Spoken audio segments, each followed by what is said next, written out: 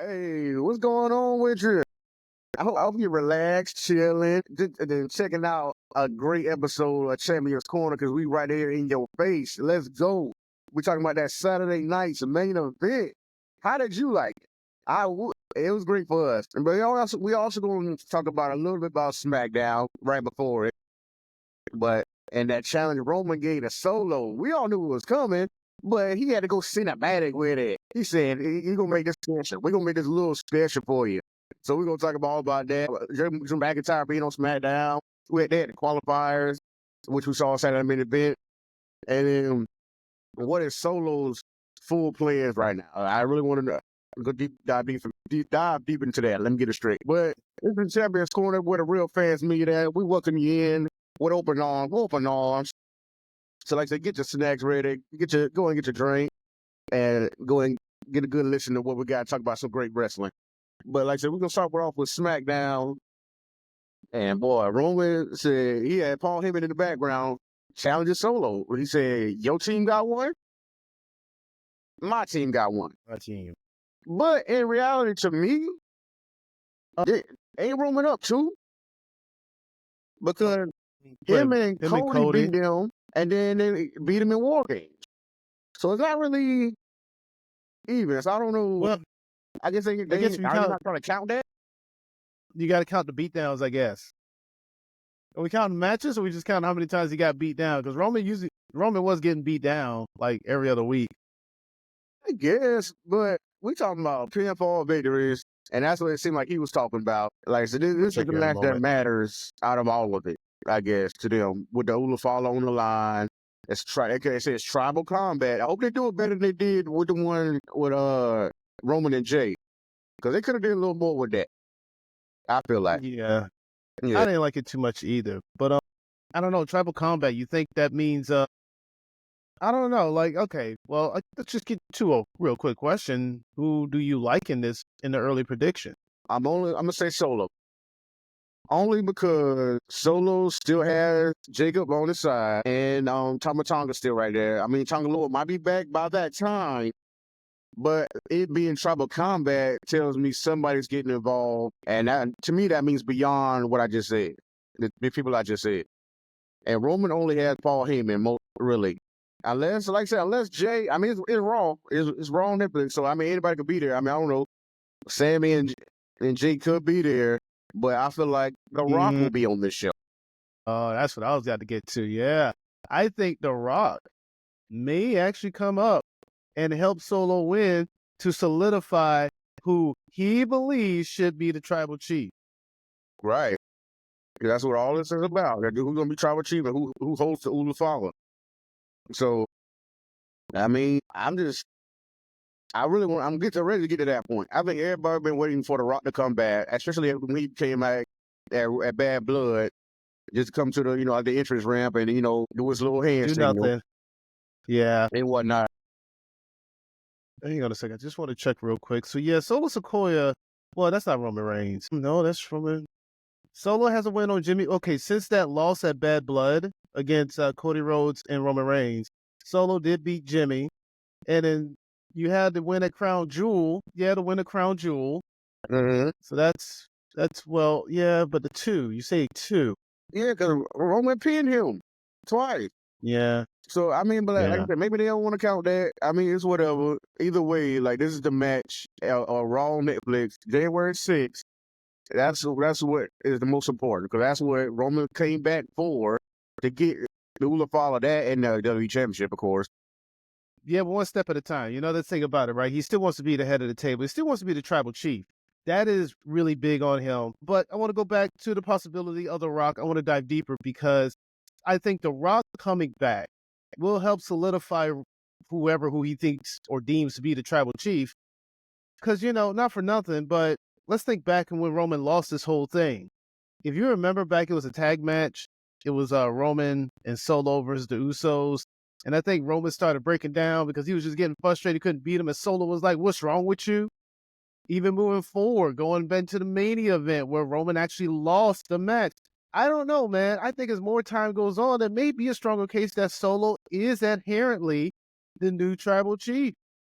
Roman lost the title. And I mean, he deemed Solo to be next to line anyway. And I think The Rock is just going to advance that process of the story. Yeah. And well, let me ask you this. Do you feel like Solo is a better tribal chief in the way he's handled things? Is he a better tribal chief than Roman Reigns? I mean, well, I can't look. Roman was a tribal chief for 5 years. I will say this. He's not doing it the same way Roman did. Roman was gaslighting people and manipulating people to do his things. Solo doesn't seem to be manipulating anyone. He has a legitimate group that is just all about him. Don't ever question Jacob Fatu's appreciation of Solo Sikoa. We know how he feels. So I tell you, I don't know, man. I think, yeah, to a degree, yeah, it's just Roman may be more accomplished, but who's actually running the tribe? Who's actually a true chief? Maybe Solo. Yeah. I say that because win, lose, or draw, his squad is behind him. And Solo is not paranoid or shaken after any loss. And he just continues to move forward and show his domination even after a loss, like he did at War Games. They're like, yeah, I lost soldiers, but I'm still coming out here. I'm gonna take out whoever I want to, no matter what you say. As long as I got the Ula follow around my neck, it's trouble for the rest of the roster. Roman Reigns or not, it's trouble. So I'm here. I'm the tribal chief. Like I said, I'm unshaken. Like I said, Roman was paranoid a lot. If he lost one time, he just like he sat there like a child, screaming and whatnot. I mean, Solo did it Sidney did it at SummerSlam, but he was mostly screaming about Roman Reigns coming back. Yeah, that's the thing about it, right? He was like, "Why are you here right now?" Yeah, Roman Reigns, like I said, he just paranoid, looking over his shoulder all the time, and then, like I said, manipulating people and stuff like that. Or like Seth calls him a tyrant, being a tyrant. And stuff like that. He is a tyrant. So he was a tyrant. I don't know. In a way, Solo is a little better at being a tribal chief. Not to say he's a better persona or on TV than Roman Reigns, or a better, bigger figure than Roman Reigns. But as far as being a tribal chief, Solo might be the better one. Yeah, there's a case to be made for it. That's all. That's just it. It's a case to be made. He ain't doing a horrible job. Just ain't as accomplished as Roman is. But, dude, he has a legitimate team behind him. I can't argue with that. Yeah, and this is my next point, where Solo needs some gold around his waist. And will he be going for that U.S. championship? Because he beating down Andrade, going back and forth with LA Knight. They almost attacked Shinsuke, who is the U.S. champion at the moment. And so will Shinsuke have to watch his back? I'm pretty sure he does. Because like I said, no, if you're not bloodline, you ain't nobody. That's what Tony said. So no, that's fair. Anybody can get it. Yeah, I don't know. Okay, I agree. He needs to have gold around his waist. I would just hate for it to be the U.S. title, because you're already coming in feeling like the aftermarket tribal chief to some people. You don't want the first thing to be the secondary title. I'm not saying he needs to win the world title, but no, I am saying he needs to win the world title. To some degree, he does need to win the world title. Maybe they move, you know what, they're doing a shake-up. Maybe they move the Bloodline over to Raw. Who knows? That could be interesting. Be a Gunther problem. Yeah. I mean, they're doing the match on Raw. I know it's the Netflix one. I get that, but still. Yeah. I mean, it's all going to be on Netflix from now on through the Raw. So, I mean, it just depends on where everybody goes in this transfer window. And so, yeah. I mean, no telling what can happen, but as of right now, things looking like I said, they in that U.S. title picture. And so, no, yeah, I see what you're saying. I mean, because they beat up the whole U.S. division in that one segment, yeah. Because you saw Apollo and Andrade run out there, they still got beat up when they try to get their revenge on their bloodline. And also, here's another factor. If he goes for the U.S. title, and this is the Raw on Netflix, and he keeps the Ulafala, and that'll be January 6th, right? And if The Rock is on that show, will this be the lead to Rock going after the World Championship? And Solo is the U.S. champion. Oh, well, then The Rock's the real tribal chief? Well, I mean, he's already like the high chief. He's the high chief. That's on his family high tree. Chief, so high chief, final boss. That's his. That's true. moniker. Yeah, that's his thing. Okay. No, I get what you're saying. Okay, in that case, yeah, it could be that situation where Solo still being the tribal chief will have the U.S. title, Rock showing up with his People's Championship, setting his eyes on the one belt that he liked that belt. He wanted to hold that belt. That was a weird moment, but yeah, he was very awkward. I think he does have his eye there. The crowd was chanting, but no, yeah, no, I can see that being the case. I mean, because it's still kind of a mystery what the Mania match is going to be with all these people. Yeah, and there's so many rumors about Rock might not even be at WrestleMania and this and that. So it's like, come on, what are we really getting here? I mean, I don't want to know right now. Of course, I just want to be surprised. But there's a lot of speculation and a lot of rumors and he say, she say, whatever. So until we see it on TV, we ain't gonna. Or it's made official. I'm gonna wait around to see it. Like I'm gonna let them cook it up, get in that WWE kitchen. Let's see what they got going. You know what I'm saying? So it's all been interesting as the bloodline has been for the past, like I said, 5 years. It's all been pretty interesting to say the least. And they've been the most priority on the roster. But I just want to see where it goes because, like I said, you got so many people coming up and making a name for themselves and actually being, presented better. Especially like I said, the U.S. title scene right now, we're talking about with SmackDown at least. So they got a few names right there. So I'm waiting to see where it goes. And the bloodline dominates a lot, but it's up to everybody else, to get their foot in the door and keep them back. Try, right? Exactly. Yeah, so, but who could keep back Drew McIntyre? Because that man is on a rampage about. If you team with CM Punk, boy, you're getting a Claymore. And I might not even count down to it. You're just going. He's just going to turn around and receive it. He's just getting it because Jimmy Uso was out there saying, "Yeah, I'm on these crutches right now, big Jimmy with my big toe. Man, 2025, I'm doing my thing. You know what I'm saying? Now I've been waiting for him to come out and say, like, hey, I'm be on my own. If he got to be on his own or whatever it is, Big Jim gonna be on your TV and make some things happen for himself. And that's why I've been waiting. He'll be where he needs to be. Right? He'll be wherever he needs to be. Kind of like that. Yeah, but Drew McIntyre, as soon as that was over, Drew McIntyre came with that Claymore out of nowhere.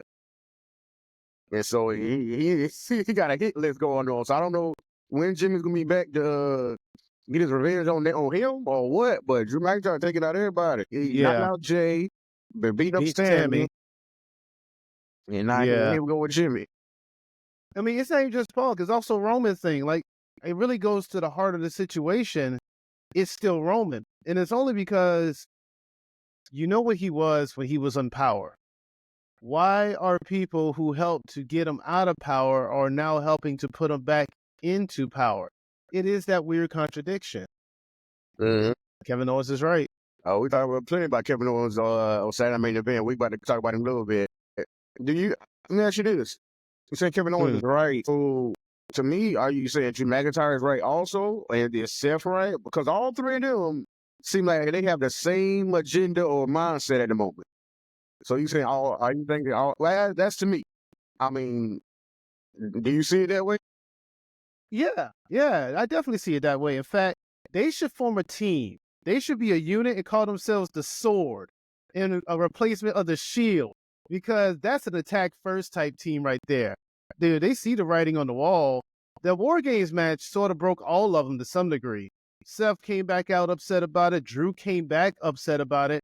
Kevin Owens already lost his mind when Cody decided to team with Roman alone. Because Kevin said, we'll get to that like I said later. But yeah, they all have a strong point. Because, again, I get people like Roman for what it's worth, but he never said he changed. That's the key element. He himself never changed. And you know the worst way to figure out what a person's mindset is? Give them power. You'll see their true self. So Roman's being all timid and whatnot now, but yeah, let him get back into the position of being a big tribal chief. No, I'm not trying to deal with that again. And that's what Drew and Kevin and Seth are all about. No, we ain't about to deal with that again. Yeah? No. But yeah, they're right. But I don't know. I mean, I feel like they only need to stop Roman to get in the world championship. Because him having Ulafala, okay, yeah, you're the tribal chief of your family. I mean, that ain't really got nothing else to do with the rest of the roster. Hey, that's even like what LA Knight was talking about. Hey, that's their business. I don't care about the Ulafala at all. Or he called it Ufalapa. Ufalapa. But they said that's not my business. That's them. Let them worry about that. I'm worried about gold. So if you're standing in my way of getting gold, yeah, I'm coming after you then. But if you're talking about that necklace, all right, go ahead and have your match. Go do what you got to do. Because he didn't want to be part of War Game. No, I get you. Look, it starts off with something small, but I don't know, domino effects, right? It's always the smallest thing that ends up becoming the biggest problem. You just don't want to even be in that position. Not saying, like, I don't know, here's my thing. Solo Sikoa has his own group. And even at their worst, they go around beating up people, but they don't cause the same type of issues, I guess. I don't know. You don't want to run into it again. That's all it is. It also just comes down to, why are you still teaming with him? Just in that essence. Like, why? We spent this whole time taking him out. Why? Yeah. Yeah, because Sami's still wearing the Sami Uso shirt. And like I said, yeah, right. I mean, get your own another T-shirt. I don't know. Like I said, that conversation is going to be had to have between Sami and Kevin whenever they run into each other. And what she could have done, I said, I'm in the event. I'm like, yeah, they all backstage. So I mean, I don't know. But yeah, I don't know who I side with that. Because, yeah, I think Roman doesn't need any of them anymore right now anyway. But I feel like the only thing y'all need to stop Roman is doing, because I think Roman's going to enter the Royal Rumble, get together. If y'all need to get rid of Roman at the same time, eliminate this man. Y'all need to team up. That's where they need to team up mostly. If all y'all in the Royal Rumble together, if Kevin, Seth, and Drew are in the Royal Rumble, make sure Roman doesn't win. Okay, yeah, that's fair. Yeah, that can't be. But also make sure that his lackeys aren't in there as well, trying to help him. Oh, I'm sure that. I mean, that's their mindset. They trying to take them out already before we get to February. They try to do that now. I guess that's what it is. They trying to do that right now. Take all of them out before and stop this at the head. You know what I'm saying? I really think this year's Rumble is going to be pretty interesting, because all those guys are going to be in it, aren't they? They will have to be. Even CM Punk. Oh boy! And now I think that's who we picked to win. But two guys in that three, we just talked about Seth and Drew. They really gonna try to stop Punk from winning that Rumble. That's gonna be very interesting if they're in at the same time. I mean, at some point, yeah, a lot. See, personal vendettas are going to get in someone's way. Oh man, I don't know. I'm gonna see how this plays. Boy, imagine the last four: Punk, Roman, Seth, and Drew. That'll be very interesting. Punk, Roman, Seth, and Drew. I mean, it'll be interesting, but you got to have a new guy in there. A new guy? I mean, it's the final. So, like the final four of the Rumble. Oh, I hate to cut. We're taking off the episode, but I just have to ask this question. When you look at the final four of a Royal Rumble, what does that tell you about that final four? I mean, yeah, these are the top, some of the top guys right now. If, like I say, if you're saying a young guy is in there, he might win, and this is the future. Depending on who. And yeah, I want to just take a look at something. I'm going to go back and see if I can figure out who the final four, like the past 10 Rumbles were. But nonetheless, going back into it overall, I do think it's going to be an interesting scenario where if you have Roman inside of the Rumble, how will people react to that? Will they be trying to get him out of there, or even then, what number does he even come in at? I don't know. I tell you, man, I can't wait for it, honestly. Looking forward to it. And it's going to be something. I won't go to change it on the Rumble, but I feel like sooner or later we're going to get 2 nights of Royal Rumble. So I don't put that in there. I like I said, I don't want to go on a tangent about Royal Rumble, because I mean, it's one of our favorite shows of all time. But I feel like it's going to be eventually 2 Royal Rumbles, 2 nights of the Royal Rumble. Just like it's 2 nights of WrestleMania, and now they're doing SummerSlam 2 nights. So, man, it's going to be interesting coming up. But like everything was happening on SmackDown, it was, like qualifiers. Real quick, so I have the list. I'm sorry. Just since we're still on it, I have the whole list. So it's still kind of get down. I had ChatGPT figure it out, but I got it going back 10 years. So in 2014, the final four of that Rumble, well, let's not go that far back. Let's just do the last several years. 2021, the final four of that Rumble was Edge, Randy Orton, Seth Rollins, Braun Strowman. 2022, you had Bad Bunny, Shane McMahon, Drew McIntyre, Brock Lesnar. That was a bad one. That was a bad one. I feel like. 2023, Logan Paul, Seth Rollins, Gunther, Cody Rhodes. That's a good one. And then, well, that's 2023. 2020, it was Randy Orton, Edge, Roman Reigns, Drew McIntyre. That's when Drew McIntyre won. Okay. I don't know. It's just interesting because like 2017 had Chris Jericho, Bray Wyatt, Roman Reigns to win Randy Orton. Yeah, I like I say it's like I say it's who won't chop it right now. Besides that 2022 is like it's kind of. I think that was one of the worst rumbles. I think because who won that one? That's when Brock Lesnar won, if you remember, because that he was had a bad match against Bobby Lashley, and then I think he lost the title, but then he put himself in the Rumble, and then he won. Yeah, because he was in the Elimination Chamber too after that. And that's right. Belt, and then he fought Roman at WrestleMania. That's right, because that's how he won the title, because the match was already set. So yeah, he won the Royal Rumble, the Elimination Chamber, all just to go to Rumble Mania to do the unification match. Yeah. So that was a bad Rumble in itself. You see what I'm saying? Stuff like that. It's supposed to be like a young guy to show who's coming up next, and even if he doesn't win, or who's the top guys at the moment, or who've been holding that spot, who's a mainstay. So Final Four is always it's a great spot to be in, or an important spot to be in. Roman Reigns has been appearing in the 6 of the last 10 Final Fours of Royal Rumbles. Just FYI, too. Hey, that's what I said. Roman Reigns, they've been trying to push this man forever, especially since even when he was in the Shield. But since after the Shield broke up, they really try to push him hard. Well, Vince tried to push that man hard.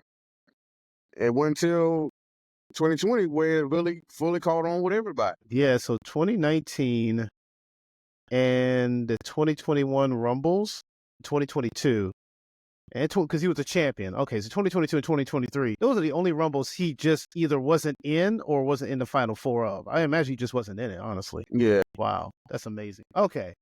But yeah. Roman Reigns, ladies and gentlemen. Let's put your ones up for that tribal chief. Even though Solo might be the better one. But either way, like I said, SmackDown also had, like I said, the qualifiers for the Women's U.S. Championship, which we saw Saturday night. Who fought that Saturday night main event, which we'll talk about in a second. Surprisingly, beat Tiffany. Surprisingly? I mean, the way I had Michin. I like Michin too. I'm just saying the way the trajectory that Tiffany's on right now seems like she's doing better than Michin at the moment.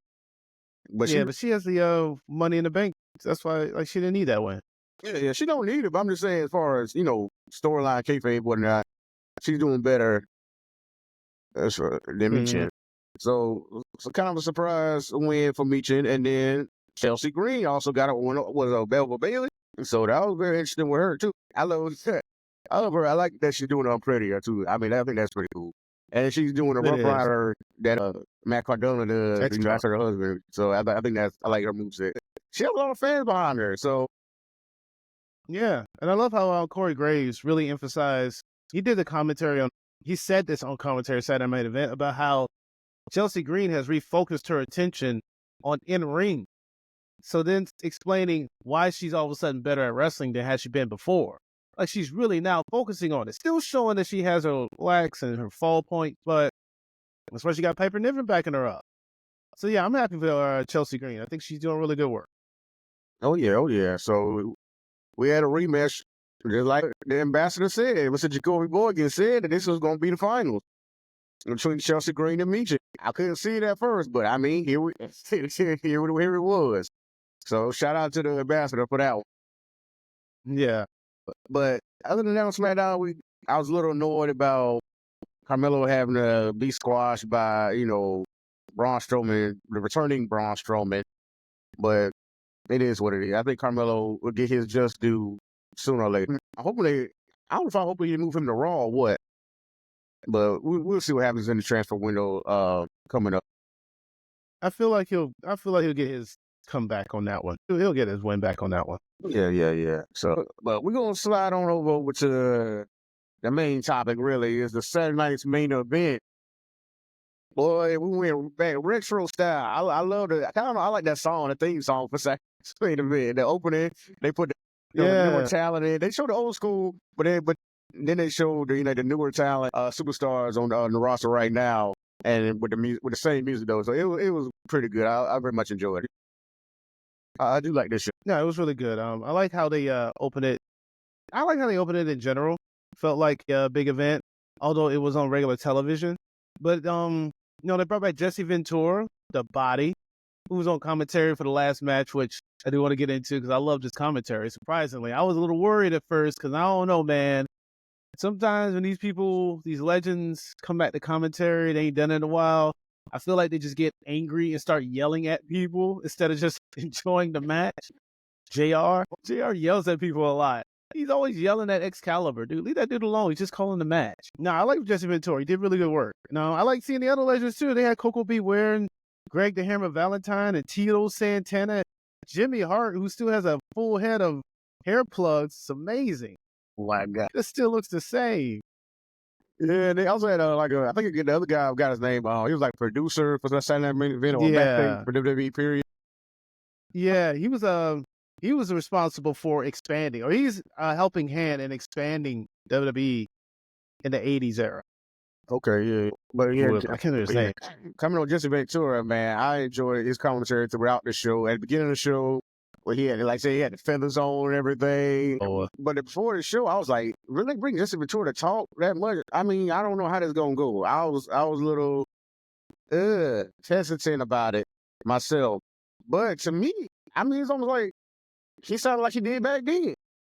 From the videos I seen before of Saturday Night Event, I didn't see it live a lot. Before the videos I seen of Saturday Night Event or any other shows that he was on commentating or talking, he kind of talking about the same. He goes for the heels a lot, but he calls it like he see it. Yeah.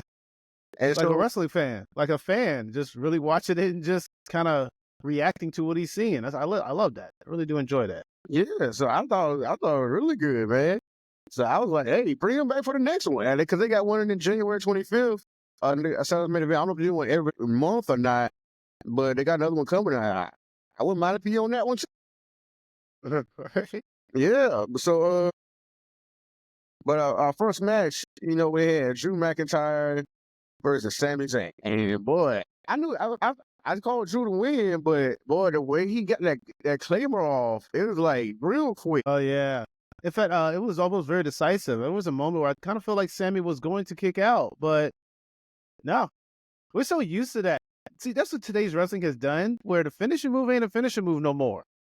It's like you see it, and it's like, oh, okay, he's going to kick out. You got to do it like 4 times, kind of like the Crossroads. Right. I was like, yo, man, that's what we need to get back to. Getting the finishers, giving like strong finishers. Like, yeah, this is definite. Like, when this hits, this is over. You know what I'm saying? Yeah, 2K. Yeah, 2K. Can we please do that? 225. If I do a super finisher and it kicks out, it ain't a super finisher, 2K. You got to fix that. Oh, man. Hey, I like them super finishers. I like how the screen goes and everything. Yeah, but they just don't finish anyone, though. I get people to kick out. How long time they do? I don't know.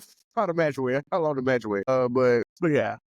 But yeah, that was very surprising. Like, Sami was getting his shots and Drew was just a warrior out there. Because I'm a warrior.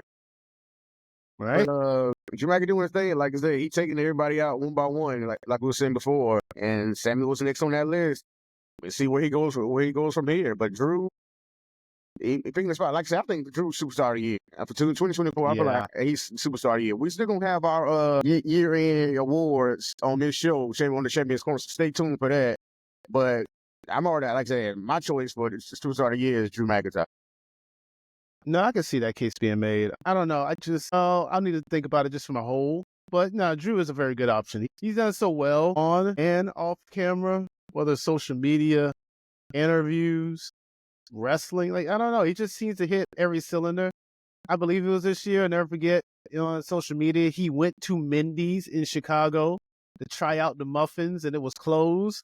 But they're closed on Mondays, which Punk stated. I don't know, man. The hilarity of him. Drew he's up there. Oh yeah, definitely. So, like I said, we'll see where he goes from here, and like who he's going to attack next. I mean, I took a picture with Jungle Boy. Sorry. I was like, he took a picture with Jungle Boy this year too. I forgot about that was very interesting. Jack Perry. Yeah. But I don't Go want to ahead. see him go after CM Punk again. I know you're going to have people who team with him, but please don't attack CM Punk again. We done seen enough of y'all fighting and going at it for the 2024. Leave that alone. I don't know. Yeah. But it seems like it would have to No. go there. I don't, again, with him attacking everybody who team with him, I don't.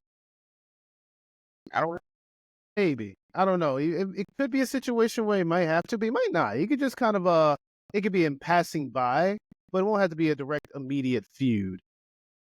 Yeah, I get it. Feel like that. But I mean, like if they are in the Rumble together too, I mean, like we were saying, you're gonna try to get them out for it. So we'll see where that goes. But it was a pretty good match though. I wouldn't call it match of the night. I'm gonna tell you, match of the night is coming up, but Okay. the Stay next tuned match for that. that was on the show was Liv Morgan coming out there by herself, which is surprising to me, versus Io Sky. And boy, Io Sky she was pretty much dominating this match. And She had a good bit of control of the match. She yeah, did. doing have a lot of creative moves, and boy, she busted Liv's nose with that knee. But, Yeah, that was an ugly little V trigger. No, it wasn't. But no, that was a nasty little heat shit. That's right. oh yeah. I loved it. But I mean, Liv Morgan got this win on her own, and just put the feet up when Io was coming off the top rope, and so Io went up to the ropes, was staggering, and boy, what she called that move? What Liv called it? Oblivion. Yeah. But she got She hit it pretty hard too. Like she landed that girl right on her head. Yeah, she stuck that. So, and she got the 1, 2, 3, and she continues to say, "Oh, I'm the best women's champion of all time." I wasn't about to go that far, but I mean, there was a clean victory, which I didn't think she was going to get with versus Io Sky, especially because Io Sky is, I think, will probably, if not the best, but one of the best in the ring as far as women go. So, Oh, like today in general. yeah. Oh wow. Okay. Io Now I like Sky, Io Sky. She is good. She is top notch. That's why I'm also a little surprised she didn't win this match, to be honest with you. Because I really thought they were going to move the title away from them. I'm not saying I picked her to win, but I don't know. Since it was 1-on-1 with no interference, yeah, I got to admit, she lost legitimately because, Liv got her feet up. And, the hit got her to the rope so Liv could do her move. But still very surprising. That's all. Very much so. And so, I mean, you can't complain about that. I mean, but as Liv was, leaving and whatnot, Rhea came out there. And so we got that shot of, them facing off and hitting the belt in the middle. So we got that. Yeah, when they do that, I guess it's an official title shot. What did you do, Rhea, to earn the shot? That's all I'm asking. We having a feud? I mean, I don't know. Like I said, that War Games meant a lot to whoever Adam apparently. It meant a lot to Adam Pearce. He was blown away by it. Like, well, that's it. That's a new contender right there. Like, okay. And all these other women compete in a match that Io won. That's how she ended up with the title shot. Let's not forget. It was like a tournament. Yeah. Rhea wasn't there for that. Battle Royal, yeah. Yeah. Rhea wasn't there for that. She didn't do that. No. But I felt like Rhea was too close to Liv. Raquel, do something. Get this girl out my face. You or Dawn, one of y'all. God, hey, this girl, Rhea's too close to me. If I was Liv, I would have been a little upset. She was feeling herself, though. She just won a match. She probably was like, you know what? Yeah, stand in my face. But come Monday, don't do that again. Yeah. And boy, if Rhea don't win this time, please, like, Rhea, go way to the back of the line. Way back. Because you lost at SummerSlam, and you lost at Bad Blood. No, was it Bad Blood? No, I could look it up. But no, if she loses again, you got to go to SmackDown. How about that? Yeah, basically. I don't know when she gonna get. I'm pretty sure it's probably gonna be on Raw Netflix when she get her shot. Pretty much. If Rhea loses this time, it's like give somebody else a turn. I mean, Io just had her turn, of course, but it's time for you to move on. Liv as dominant as best at you in this feud. Yeah, it was Bad Blood. So Liv beat her, and Liv beat her at SummerSlam, and then she also won at Bad Blood. Right. So yeah. She loses this third time. Yeah, you got to go to another show. You got to go to SmackDown, NXT. You can't stay here. Hey, that would be interesting if she went to NXT. Her versus Roxanne, Zaria, Julia, Stephanie. Hey, I wouldn't mind seeing any of those matches, but Hold on, take that back. Take that back. Rhea won that match at Bad Blood by disqualification. Just Liv is still the champion. I don't remember this. okay, well, yeah, because Raquel messed up. That's what it was. But yeah, that is right. She came back, and okay. Well, that might be why she got the match there too. That's another reason there. Because she did get a disqualification victory and she won a War Games. There you go. You ain't feeling it? I'm just ready to move on from this feud. That's all. But that's a reason. That's legitimate, at least. I'll give you that. That is a legitimized reason. Yeah, she did win by disqualification, and she did get the pin at War Games. Mm-hmm. Okay. Yeah, Okay. I ain't happy about it, but I'm going to give it to you. Yeah, congratulations, Rhea. You are the new #1 contender. I'll give you that. Okay, yeah, all right. But I'm going to move on to my match of the night, which is Gunther versus Finn Balor and Damien Priest. Boy, these guys went in. Yeah, I love a good triple threat match, but that was a really good triple threat match. Very much so. Very hard hitting. Damien, I just love Damien Priest's moveset. Yeah, because you don't think he just kick like that, but I think he took like jiu-jitsu when he was younger or whatever, something like that. And so Yeah. I love his moveset, man. That's another reason I'm a fan of Damien Priest. I just like his, bravado or his vibe or whatnot. But his moveset, it very much I like that in the ring. But if Finn Balor had this match a couple times, like he was real close. I wouldn't have been mad about whoever won. I mean, all these guys kind of deserve it. Finn Balor had the title. He had it for a day. I still continue to feel bad. He only was able to showcase what he could do on the top of the mountain for a day. So I was like, oh man. I know. I hate that, but shortest reigning Universal Champion, but he did win it. All right, yeah, in a really good match. Right, and for him to win that first one, that's still an accomplishment in itself because people they're gonna forever say that about you. You were the first Universal Champion. That's better than saying you held it for one day. Yeah, I mean, you can't take that from him. That's just the key thing about it. You can't take it away. You're the inaugural champion. That's why it's great to be the inaugural champion, which we found. We have another inaugural champion in the U.S. women's title, but we'll talk about it in just a second. But getting through this the world title match, Gunther ain't come to play. He had full confidence this match. I know he shouldn't have much confidence when he fight Damien Priest alone, but in this match, Gunther he had full confidence in taking these guys out. Them power bombs was nasty, especially that one on the stairs to Damien Priest. Lord.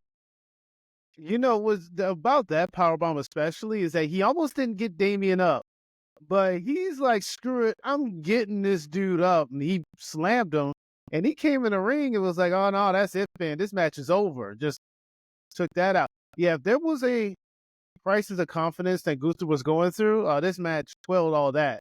Because not only did he battle the demon of not beating Damien Priest without help, he even took out the guy that kept interfering in the first place. So that's it. He cleared it all out. And I don't know, maybe is it clear sailing for Gunther in the world title shot? Like any opponent his way is just another who's next, another target, but another pin down. Yeah, whatever that Gunther does, he goes back and corrects his mishaps or mistakes or who interfered or whatnot. That's what he goes and does. Because we've seen it with Sami, we've seen it with Damien Priest now. We've seen it. That Finn Balor situation. Yeah. And so they see it with Randy Orton. And so that's Randy Orton, that's it. Yeah. So that's what Gunther does. He goes, you don't think I got that pin correctly or fairly? Okay, let's fight again. And I'm gonna show you why I'm the World Heavyweight Champion. So he got his swagger back. Yeah, to say the least, right? Yeah. Wow. So I mean, who do you think will be next on the list to fight Gunther? Well, I don't know. It depends on what they do with the shakeup. That's what I got to see. How does the shakeup plan out? But it's going to end up being a tournament because there is no definitive #1. I don't think no one that stands out in my mind. Let me pull up the Raw roster, but I believe I really do want to take a look at the shakeup first. Yeah. Well, I think what may happen is, like I said, I feel like they're building up to Punk and Seth earlier. And they might fight the Raw on Netflix, and that could be a #1 contenders match.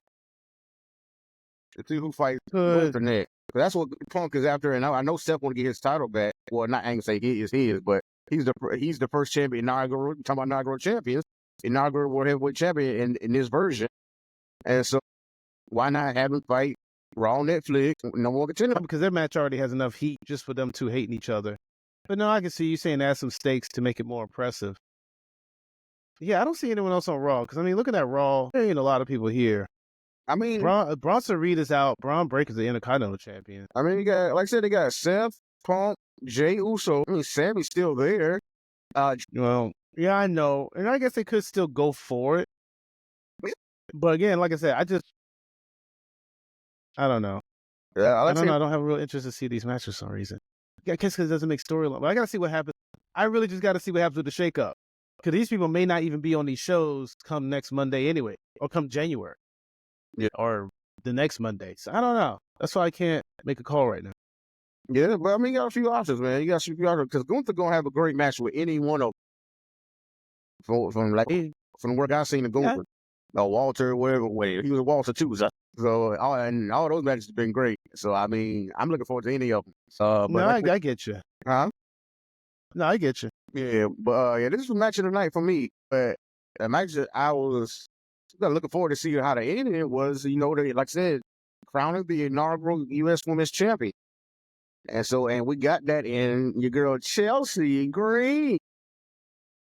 Yeah, here's a little wrestling trivia for you. Her and Matt Cardona are the first husband and wife U.S. champion.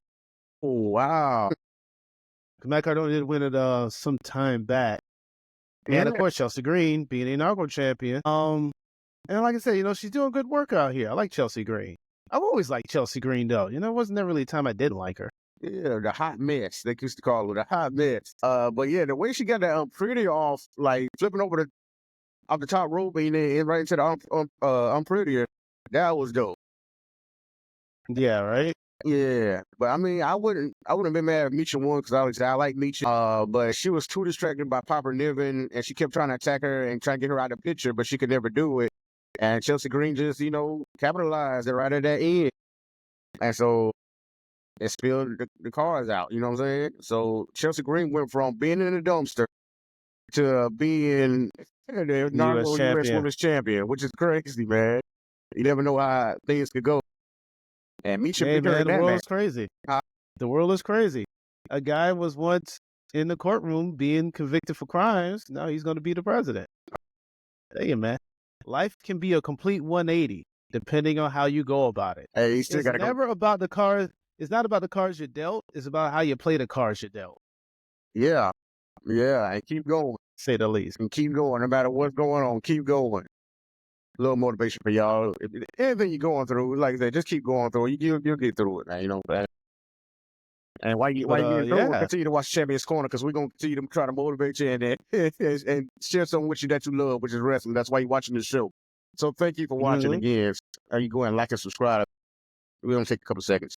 Well, but yeah, Chelsea Green, like I said, she's worked on that in-ring. She's doing a thing, but she's more aware of her. She's more ring aware because when she got that eat defeat from Micha, she went almost across the ring. But yeah, right. She knew she was about to get pinned. I mean, Micha was going to try to pin her, so she should be close to the ropes. That's that ring awareness, knowing where you are in the ring to keep you in the match. You know what I'm saying? Yeah, right. Always get out the ring. If possible, just get to the ropes. Yeah, and like I said, and Piper Niven, I ain't gonna lie, for a second, I thought Piper Niven, she was holding her up while the fireworks was going off and whatnot after she won. For a second, I thought she was going to drop. Well, I don't know if you noticed, but there's a comparison now saying that their friendship is similar to that of Shawn Michaels and Diesel. Oh. So there is a possibility that turn could happen. I gotta be honest with you, I never thought about that. I never at any point, because I don't know, I feel like these two are legitimate friends, but I guess Shawn Michaels and Diesel were real friends, and Diesel got tired of Shawn Michaels' antics. Yeah, that's the click. So I mean, yeah, I mean they all gonna be friends. Because I think they travel together, and they're trying to do that now because they're teaming up. But before they was at WWE, they was doing that. So they've been friends for a good while. So yeah. But I thought she was going to drop her at that moment, but I guess she let her have her moment. and being the first champion, first U.S. champion, had the fireworks going off. So it was Yeah, they get good. her. Nick Aldis was holding her hand, hold her arm up. I think he gets annoyed by Chelsea Green a lot, but I hey, mean, you she gotta do what you won. gotta. All right. Now she did win though. Like, hey, whatever. In the end of the day, she won. Got to give her that congratulations. Nick Aldis. We'll talk about him in a moment too. But yeah, it was a good win for Chelsea Green. I can't say that enough because I do like her. I do kind of wonder what's going to be her next bit of opponents. Do you think Mitchell gets a rematch? It's very possible, very possible. Because like I said, there's a lot of interference from Piper Niven, especially at the end. Like she kept continuing to distract her. Like I said, whoever was in that tournament, whoever was in the tournament, that's her contenders. And so there's gonna be a number of them coming after her because they want to be that champion. We finally have U.S. Women's Championship, mid card championship, and so that's what a lot of women have been calling for on the roster. They wanted something like this, and then now that we finally got it, they're chomping at the bit, and then and that fact that Chelsea Green has it, some may see that as an easy victory because they don't see Chelsea Green as good. You know what I'm saying? But she No, I won. get you. I mean, she did win a tournament. Well, she didn't win. But I mean, So it's like, that's there we just go. like how they portray her, But so that she got a lot of people coming after her. So we gonna, and then like I said, it might even be them. Like I said, the transfer window, it's always I feel like a holding point because we don't know who's going where and when it's going to happen exactly. And so it's always a holding pattern when it's like the draft, and now this comes up. So it's always a wait and see, and then we just have the matches till then. That's already Yeah. been set. But the main event that was set for this show, man, that Kevin Owens and Cody Rhodes, and Cody coming out with the Winged Eagle Championship. Boy, that thing looked pretty on my boy Cody. I was like, yo, I know he was reveling in his own age. I know he was trying to go as slow as possible so he could hold on to that belt around his way, that Winged Eagle title. Because, like I said, it looked great. No, it did look really good. I was kind of wondering if it was going to be the custom one that I seen circulating online, and it's not even as much of an up to date one. Looks like it was the exact same one to some degree. It looks good on them, but I gotta admit, it didn't. I like the new one better. Looking at it, it's like, yeah, I don't know. Let's just stick with the new one. Let it be a one-time thing. Yeah, I mean that's probably the best call because, like I said, they want that the big WWE in the middle of that belt showcasing who The like company. showing off the company because it So goes that there. way, when you see it, you know whose title it is. It's not a question. It's not like whose belt is that. No, it's the company logo. I get that merit too. At first, I didn't like it, but after thinking about it, that makes the most sense. Right, 'cause like I said, that belt is everywhere. They put on a lot of sports teams hold that belt. They put on like I said, talk shows, whatever it is, whatever media out there that WWE wrestlers are on. That say that symbol is right there. The logo is right there in your face, so you know who this is and know what this represents. And Mm-hmm. so, but even saying that Winged Eagle Championship, them sales gonna go up right now. No, I imagine so. I get that. Yeah, and with that one he was holding, I feel like I know I seen that they're gonna. I think Cody signed it, and they're selling that one. I don't know if they're selling that exact one, but you know what I'm saying. They're selling something that he signed, and so that's gonna make the sales go up too.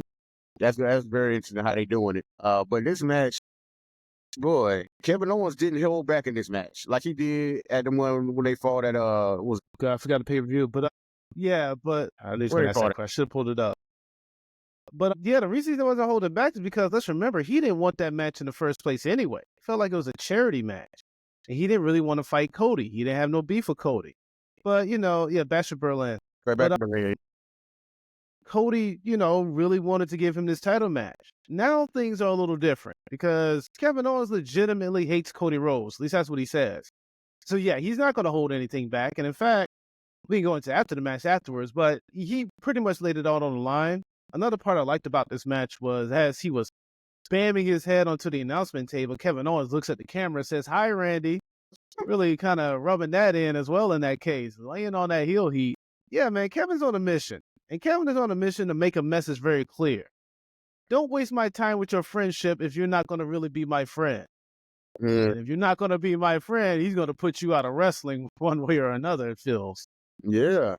And boy, he is one of the. I mean, I've got to mention this before the match, but he is one of the biggest trolls, I swear. Because on SmackDown, he wore the Goldust shirt, and on Inside Main Event, he wore it was Stardust? Dusty's picture, but he had Kevin Owens put his face on all over Dust.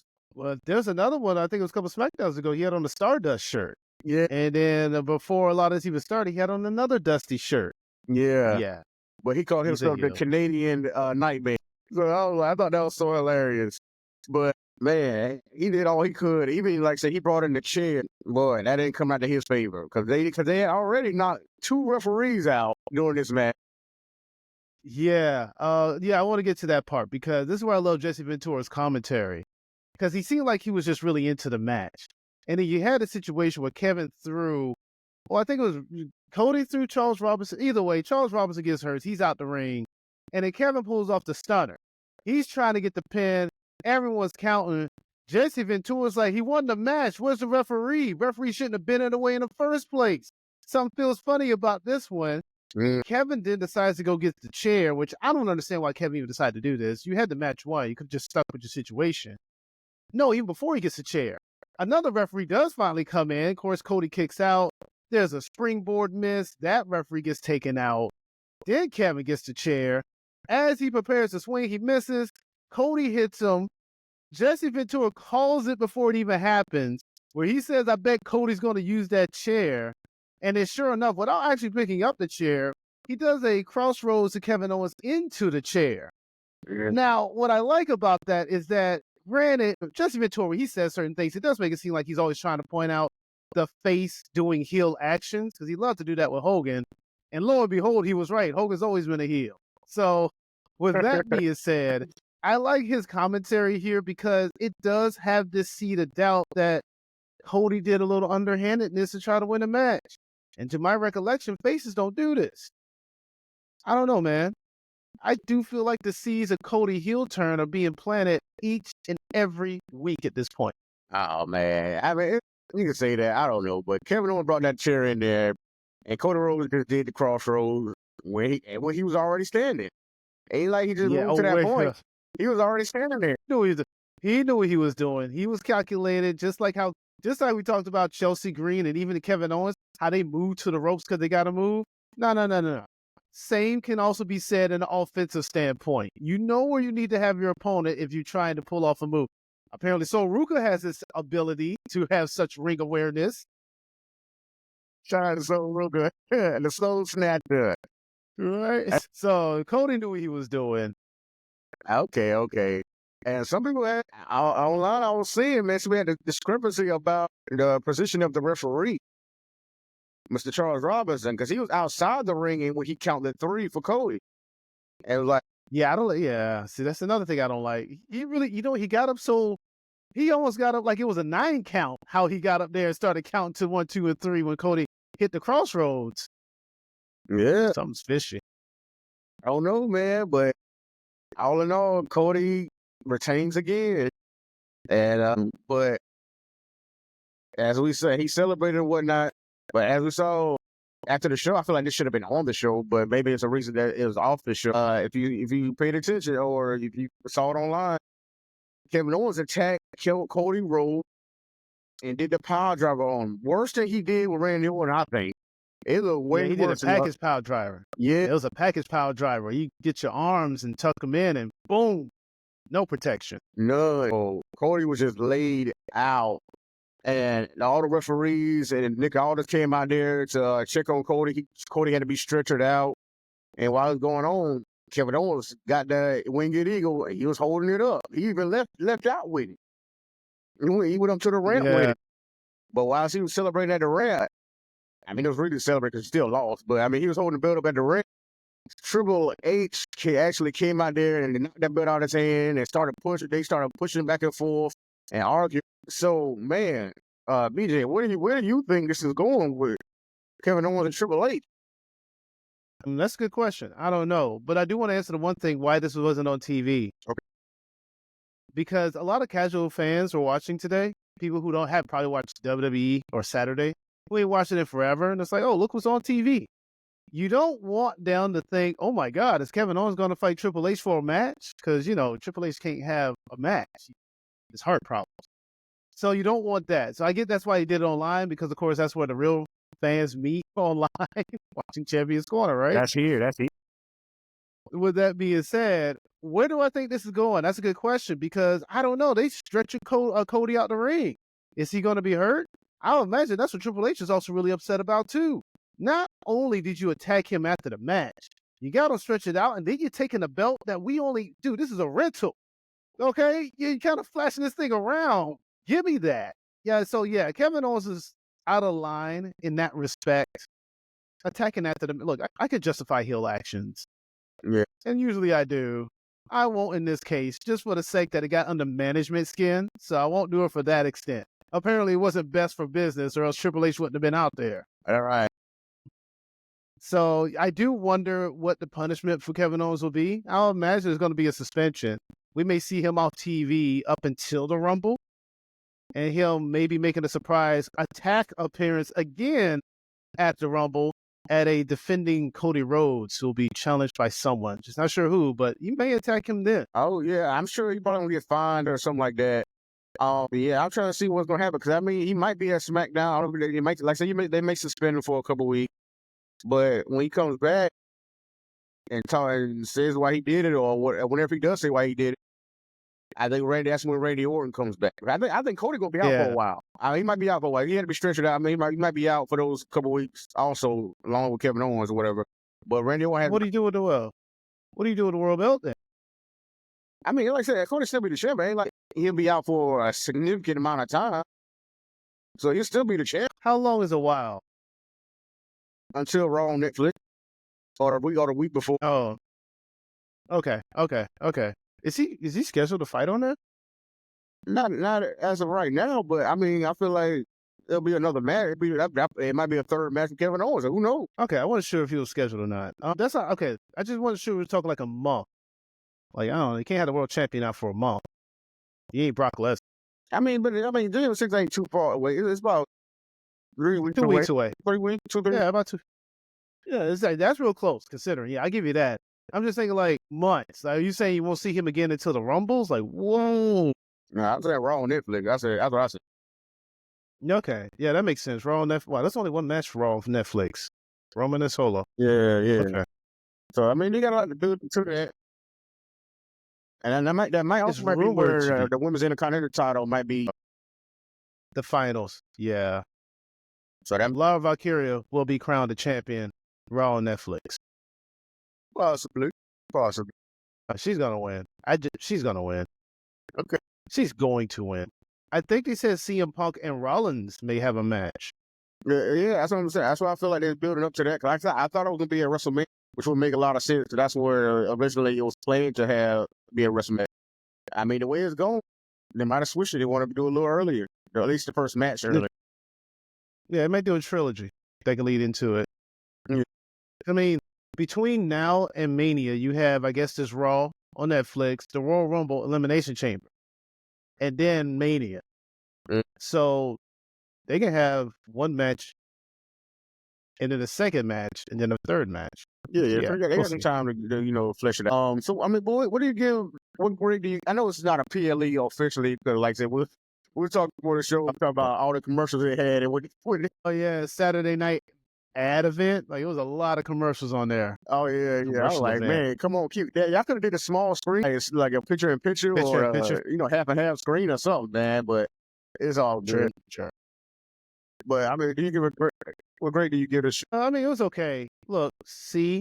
Like, it's a middle of the road show. It wasn't anything spectacular. The matches were fine. No, it was only one. Even with the Gunther and Damien Priest match, and Finn Balor, it was a good match. But it's like, it was fine. It was a Saturday night wrestling show. Yeah, which is fine.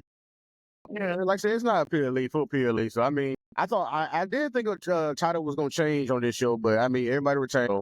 But here's what it is. Still a great match. But like I said, my match of the night was the Triple Threat World Title match. I mean, it would have been my moment of the night if they had it on the show. But I mean, I don't know if I can still count. Cody. I mean, KO attacking Cody. to be my moment of the night. I mean, yeah, it happened at the night. It happened that night. So is that your match of the night, moment of the night also? No, Chelsea celebrate. Okay. Yeah, because look, I've been a big proponent for a mid-card women's championship because I also say get rid of the tag championship, which I still stand by that.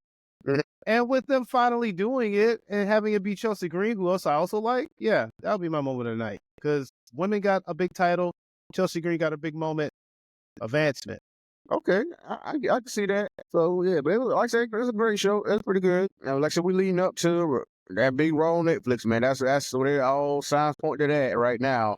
And then after that, it's another that's been event. Then we focus on the Royal Rumble, of course. Also, everybody gonna be saying they putting their name in the hat for that. So that's a very interesting time of year, boy. Yeah, I'm ready. This is what we all clamor for, and this time of year is coming up. It's my favorite pay-per-view. Royal Rumble is my favorite pay-per-view. I don't see, honestly, it's an a la carte of wrestlers. If there's no other reason to like the Royal Rumble, it's because there's a likelihood you can see any and everyone that you want to see on the roster in one match. Yeah, like I said, this is a time of year for all casuals, all lapsed fans. This is where they come in at. This is a more interesting time. And like I say, a lot of people are showcased, like you just said, in the Royal Rumble. See who you may like, what characters catch your eye. And it's just interesting for diehard fans like us and people who do these shows in the media because, it leads up to who's fighting at WrestleMania. It's the biggest show of the year. Yeah, the biggest wrestling show of the year. So yeah, I'm always looking forward to the Rumble season. I'd like to see who's in it. Like to see how it plans out. Make early predictions. Again, my early prediction is Charlotte for the women. And Drew, I'm now CM Punk for the men. We'll see. Until things changes, that's currently my pick. Okay, I can agree with Punk, but you gotta give me a minute for the women's. I'm trying to think about who could be that. It might be a returning Jade from injury. I don't know. Whenever she decides to come back, I'm not decides, but is able to come back. Let me say that. No, yeah, I guess. Yeah, ain't like she's she's trying to get hurt. Not like Eddie Thor. That's something we didn't talk about on SmackDown. Naomi stepping up to be the replacement for Jade Cargill. In fact, the tag team division, we didn't talk about that much at all because tag team wrestling is But anyway, because even the DIY and Motor City Machine Gun, they had their promos signifying their beef. But to the point, Naomi looks like she will be the replacement tag team partner for Jade Cargill in her absence. How do you feel about that? Well, that further, since my theory in stone. Because I feel like, I said this, why couldn't Naomi replace Jade as being Bianca's tag team partner and should be the tag team champions? I said this. And so here we are. And Nick Aldis was saying, oh, y'all got to beat the finish. And like, bro, we know this, bro. Like, what you talking about? Don't be like. Well, because, no, they got to be defending champion because you got to defend your championship next week. They will be defending it next week against, that team. Nia Jax and Candice LeRae couldn't even get yeah. So probably they can retain it right there. So yeah, you got to prove why you're gonna be the replacement. You got your chance right here to defend these titles. You say you're gonna be the champion, but I'm glad they didn't strip Bianca, and we got this because with her Rhea right there, it makes it so obvious. Naomi did this to Jade, and I don't think she was by herself.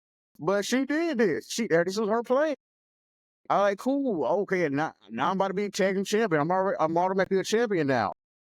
I couldn't win. I couldn't win. I couldn't be Nia and be the WWE women's champion. I could be the first U.S. women's champion. What other title it is?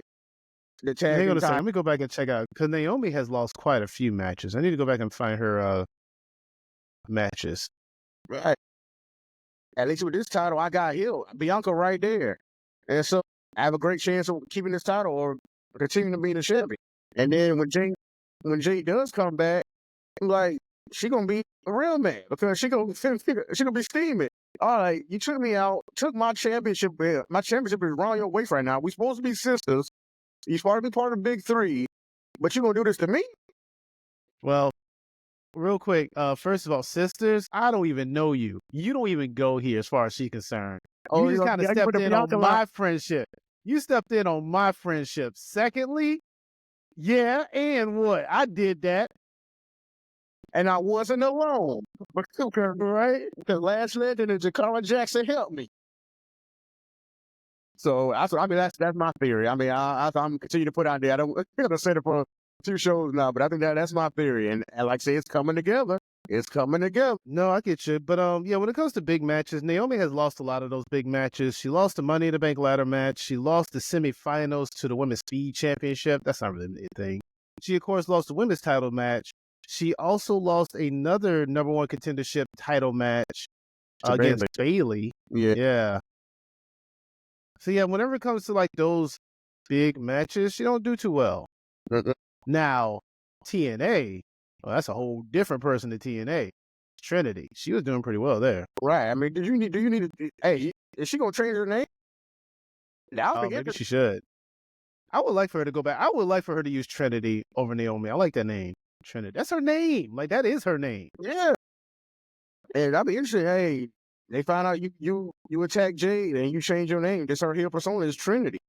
Even though she wasn't a heel in TNA, but she was the whole world champion over there pretty much the whole time she was there. Yeah, for the most part, she was. Yeah. So she was a knockouts champion. And so when she came here looking to continue her victory road, it just didn't happen. Her victory road. I saw what you did there. So man, if it's not her, then I don't know what they're doing. I don't know what's going on. It'd be interesting to see. I don't know. Because, yeah, I guess it is her, right? All the signs do point to Naomi. Right now, things are kind of going her way in a sense. She just needs for Bianca to quit thinking about Jade. Yeah, because like she tries to change the subject almost every time brought up. But the show she wanted to be brought up finally did with her taking that spot. So, man, this is gonna be good, man. It's gonna be good. Well, hey, moving on to the other side of the tag teams, you do have DIY. They put out a promo staking their claim. How do you feel about Johnny Gargano being a heel with old Tommaso Ciampa? It's almost like New Day. Like I said before, and it's more interesting because they weren't getting I'm barely getting reactions at how they was going. And now he finally sees Tommaso's vision of what's going on, and the plan worked. They're back to be tag team champions. You can't argue with the result. That is true. I mean, that's true. That is true. But, he went against his best friends. I thought that they were supposed to be good with old Alex Shelley and all of a sudden he gives the guy a low blow. Like, what are we talking about here? And wins an underhanded method. Hey, just like when his mind is friendly competition, you do what you got to do to win. I don't care between whoever it is. See, the win is a win. That's what you're gonna say, right? A win is a win. That's what the record book would say. But it's marred in stink of cheating. I don't know. I'm intrigued to see a little bit where this goes. But if I had to be honest with you, what I'm really intrigued by is that Johnny and Candice LeRae are both doing heel actions. Do you think they could bring that group, that family back together again, even drag in Austin Theory? Yeah, because Austin Theory is never going to turn on Grayson Waller because it's almost been a year and he still hasn't done it. Because he's seen what Grayson Waller been doing to him or talking, low-key talking mess about him or putting him in bad situations. But they're barely on TV right now, so I don't know. But so he's still on the heel bracket. And so maybe that could happen. But if he ever does break off of Grayson Waller, he would be the face. So I don't. Yeah, that'd be true. Well, that'd be interesting. Because, I guess. Yeah, let's say because right now Johnny and Candice are heels. If he's going to be the face, they will have to just break up on their own merit. Yeah. I just don't know what's taking so long. Maybe we'll see in 2025. Maybe because I think both of them could be higher than what they are right now. Because I think that both of them are great talents, in Grayson Waller and Austin Theory. I'm talking about, and so they was cool about it together. They were tag team champions. I don't think anybody expected them to win the ladder match at WrestleMania 40, but They got those SmackDown titles from there, and so they did all they could do from there. But now what they need to do as a tag team is break up and do that part of the story of their team. Yeah. And other than Had that, them a couple matches. yeah. But like I said, both of them could be good or are pretty good on the mic. I know Grayson Waller, I think, better than Austin Theory. I feel like both of them. I see Austin Theory's still young. I think Grayson Waller's I think he's in his 30s. So, but either way, that don't matter either because 30s, 40s is kind of your prime right there. Yeah. For That is a true thing. Wrestling, 30s, 40s, it could be your prime years, which means you may not have a down period until mid-50s, depending on who you are. Yeah. I tell you, people are going to be wrestling well into their 70s if we keep going like this. I'm telling you, you should build yourself up. Like, I mean, look at Sheldon. Look at Bobby Lashley. Bobby Lashley. Yeah. I mean, Jeff Jarrett. I mean, come on. Jericho, Yeah. all of them. Well, yeah, I give you Jericho is still, but yeah, that's where a lot of the old folks, well, don't say that, but there are a lot of the older talent are in AEW. That's fine. I mean, they got a lot of wisdom over there. Yeah, oh yeah. But they've done that in WWE also, like that. But a lot of people just went over to AEW.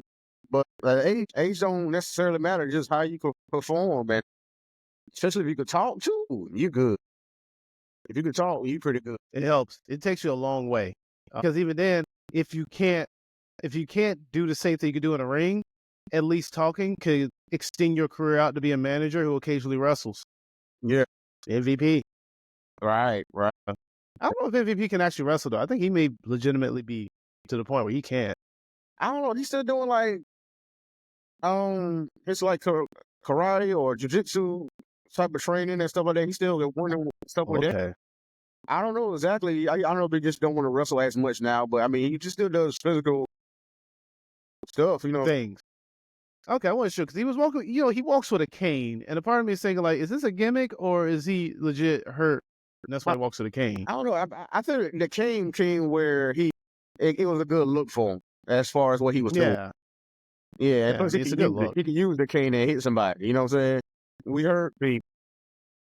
All right, that's what they do. Hurt people. Yeah. But yeah, I'm gonna wrap up with the thing we was talking about. As long as we was talking about AEW for a little moment right now about Jericho running in to GCW to attack Matt Cardona. No, not Matt Cardona. It was what was Matt Cardona? Effie was in the match. What, did Effie fight Matt Cardona? But either way, he did make an attack in the GCW ring, which, if anyone's been following the whole GCW story with AEW and knowing that they pulled Ricky Starks and Willie Mack was also pulled from a GCW event. But then you have Matt Cardona popping up from GCW, challenging Chris Jericho coming up soon for the Ring of Honor title. And then, return the favor. It's just, where's Ricky Starks in all this? Yeah, it's a little weird. You won't let certain talent go over there, but you let their talent come to your platform, AEW. AEW. So I don't know. Is it being a little biased? I mean, what's up with Ricky Starks? Can't be a GCW. He's not on your TV, on your television on AEW. He's not got nothing going on there. So what do we do? I'm sorry, it was Matt Cardona. He did attack Matt Cardona, which got Effie to win. Yeah. It's weird because, people are saying it's a work because the whole thing felt like it was a shoot between GCW and AEW. And it did feel like it was one for a while since Effie had gone into a podcast and made some disparaging remarks about Tony Khan, essentially calling him a nympho baby to some degree, saying that he's able to run his company based on his dad's fortunes while other companies have to really put in the dues to make their companies work. So there was a shot there. And it was believed that Tony Khan didn't like that comment, which is why he pulled Tony Starks from the event that Ricky Starks had made an appearance on. And now it's like, okay, did they make amends? Does all the work? I'll be on again. For me personally, it's just, why is Ricky Starks not someplace in which I can see him? I really do like Ricky Starks, and I don't know. Where is he? Did you see the video clip of Tony Khan signing a poster, and then the fan opened the poster and it said, "We want Ricky," and Tony refused to sign that side, so he signed the back of it instead? Wow. What is going on, bro? Ricky gonna find himself in WWE. Ricky gonna be in WWE. I mean, that's all I. I mean, I think at this point it's gonna just. I think that could. Some people say that's part of the problem. I don't know if you saw the Ricky Starks interview on Chris VV show. Yeah, Chris Van Vliet. Yeah, is it Van Vliet or Van Vliet? I don't know how to I say said his Van last name. Vliet. I don't know, but shout out. All right. Yeah, good programming because on the interview he was talking about how, if you remember that backstage footage of Ricky Starks going viral when he went to the Rumble with Cody or Mania even, Yeah. and Ricky stated that he had at least a person at AEW told him it's a bad look. And then, there's this whole theory that he's one of CM Punk's good friends as well. If you're a good friend of CM Punk, you don't get booked very well. I don't know what's going on, Ricky Starks, but I do hope he gets back on TV, whether it's AEW, WWE, or TNA. I want to see Ricky Starks. He's good. Yeah, I mean, he can be NXT. Hey, go against Trick. Be on top of that mountain. I don't know. I mean, he can do the main roster too. I'm just saying, but I mean, I think that'll be a good start, at least, for Ricky. Do you think Penta's going to end up on NXT? Nah, I think because they've been waiting to put him on. I think they wait for him and Ray Phoenix. So I think we can go straight to the main. But like I said, they just in that contract holding pattern. So I don't know. At least Ray. I think Ray Phoenix. Ray Phoenix is, yeah. But Ray Phoenix ain't getting out till I think mid 2025. Wow. I mean, that's gonna be here before you know. Time go by fast, man. That's gonna be here before you know. It's all right. But they go ahead and go Penta on there because Penta is good by himself. Even if you see him with like Andrade or something, or I mean whoever, I mean, it could be anybody. You know what I was going to put the Mexicans together. Yeah. Oh, look at you! Just throw it all in one. LWO. Why not? I feel like that's what they do. So I feel like that's what they're going to do. But that's bad. That's why I kind of. Even if they were to do that, I don't see that as the end of the world. I mean, first, look, faction. That's what they're doing right now with Hurt Business Syndicate in AEW. They're sitting there putting all the black people in that group. I mean, okay. So what if Penta comes in and he becomes part of LWO? At least LWO will be interesting again. I ain't really interested in him now.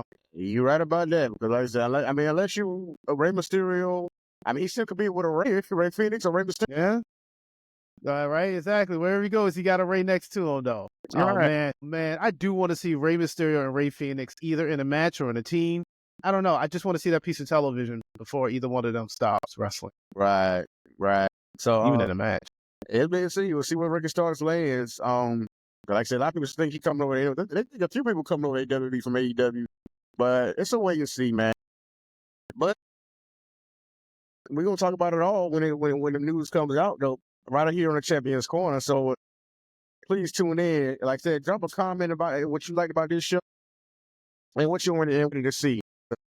We would love to talk to you, like we always say. We would love to talk to the people, And I think we put out that video about the video game thing too. So pay attention to that. That's coming soon too. Like if you want to talk to us about playing a little online, right? Do that WWE 2K24 or any of the other games we mentioned on that little reel we put out there for you. But so let us know what you like, what you play, and so like, comment, subscribe, and hit up that merch shop, that Champions Corner down spreadshop.com. So we got a lot of things going our way, a lot of things coming for you, and like I said, we're on our road to 5,000 subscribers. We have that right now. So help us to get that other half going and beyond there. So we really appreciate it. Like I said, hit that subscribe. But a lot of stuff coming up for wrestling. We'll be here to talk about it. And until next time, peace out. Good night, everybody.